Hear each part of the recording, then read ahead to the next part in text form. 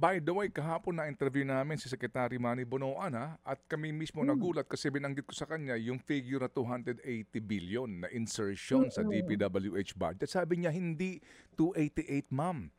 Nagulat sila mismo kasi 430 something billion ang Wow! nadagdag sa budget nila. Kahapon, nanggaling mismo sa Secretary po ng DPWH. Kasi nga, ang tanong namin sa kanya, opo, yung NEP ninyo na pinaghandaan, kanyang inilatag kung gaano kahirap bumuo po ng Mm. budget na kung saan po naman dinipensahan po nila ito at sila preparado to implement. And all of a sudden, may insertion ng mga proyekto na ika nila, hindi nga namin alam ang detalye. Hindi nga namin alam kung paano ito. Kung nagkaroon ba ng pag-aaral, yung pala, napakaraming problema sa implementasyon. Ang sinasabi niya kahapon, ma'am, it's 400, magkano? Wow! 430 something billion daw ang insertion, ma'am.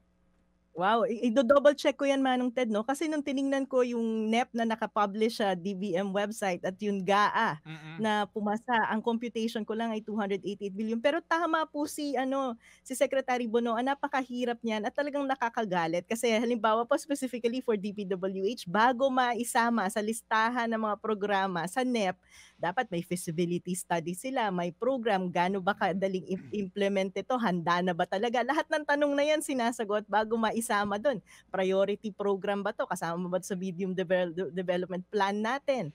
Pagkatapos, pagdating sa Kongreso, kung ano-anong insertion, mga lamppost, multipurpose building, farm to market road, na isisingit na lang even if wala pang feasibility study at hindi man lang napag-aralan kung kailangan ba talaga o hindi. So imaginein mo yung pera na sinasayang para lang isingit diyan. Kaya talagang ako, pagka nagkaroon ng live stream, imo-monitor ko talaga at importante sa akin yung dokumento na nagpapakita kung ano ba ang dumaan sa mga committee hearing at paano ito ni-reconcile pagdating sa BICAM. Para Opo. para dito na talaga natin makikita kung sino ba talagang congressman at senador ang sisingilan natin sa mga insertions na 'yan.